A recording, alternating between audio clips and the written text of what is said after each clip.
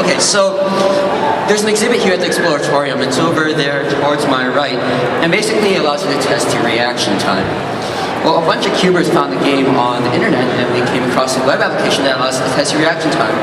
And my Toby's average for his reaction time is about 155 to 160 milliseconds. The average person, I do about 180, and I'm in the 55th percentile, so I'm a bit below average. But what better than to have a game that allows you to test your reaction time with a slight penalty if you lose? So there's a red light, and when the red light turns green, everyone presses the button.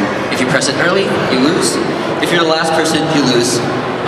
Just play elimination. So if you lose, you go out. It's like that game. I played that. I played that before. Yes. My dad.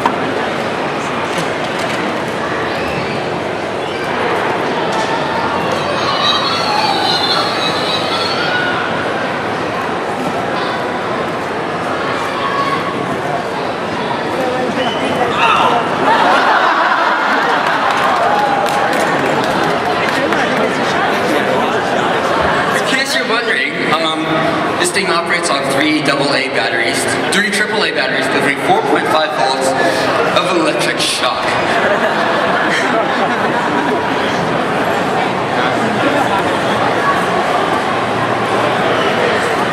If anyone would like to come up and give Chris a hug, that might be nice.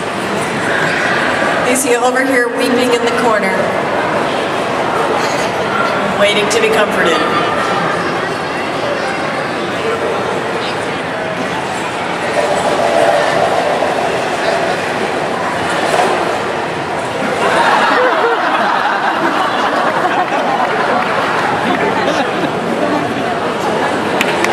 Now this is an epic duel. Toby, the world record holder, against Lars Petrus, the 1982 fourth place finisher, champion of Sweden, and he did take first place at the Kennedy Middle School competition in 2004.